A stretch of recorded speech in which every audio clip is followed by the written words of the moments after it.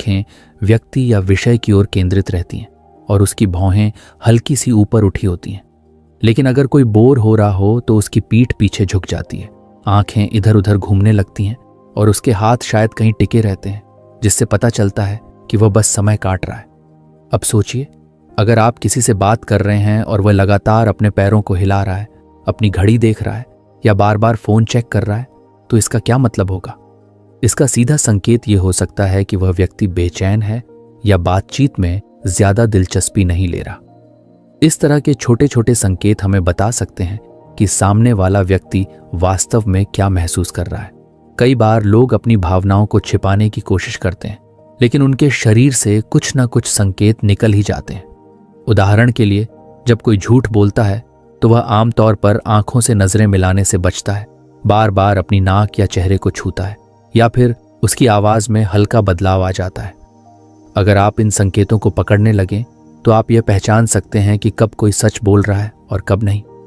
हालांकि यह समझना भी जरूरी है कि किसी एक संकेत को देखकर ही कोई नतीजा निकालना सही नहीं होगा। किसी की आंखें झुकी हुई हैं, इसका मतलब यह नहीं कि वह जरूर उदास है। हो सकता है कि वह सिर्फ थका हुआ हो। किसी ने अपनी बाहें मोड़ ली हैं, इसका मतलब यह नहीं कि वह आपसे नाराज है। हो सकता है कि उसे ठंड लग रही हो। इसलिए हमें हमेशा संदर्भ को भी ध्यान में रखना चाहिए।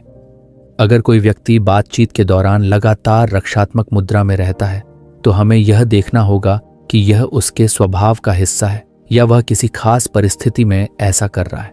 इसके अलावा बॉडी लैंग्वेज को पढ़ते समय हमें अलग अलग संकेतों का समूह, क्लस्टर्स देखना चाहिए। सिर्फ एक संकेत को देखकर ही कोई नतीजा निकाल लेना सही नहीं होगा।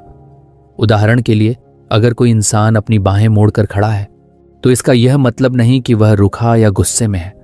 लेकिन अगर उसी के साथ उसकी भौहें तनी हुई हैं, होंठ थोड़े सख्त हैं और शरीर कुछ पीछे झुका हुआ है, तो यह संकेत मिलकर यह दिखा सकते हैं कि वह व्यक्ति वास्तव में किसी चीज से नाराज है या रक्षात्मक महसूस कर रहा है। अब एक और उदाहरण लेते हैं। मान लीजिए कोई व्यक्ति आपसे बात कर रहा है और बीच बीच में मुस्कुरा रहा है, लेकिन उसकी आंखों में वह खुशी नहीं झलक रही।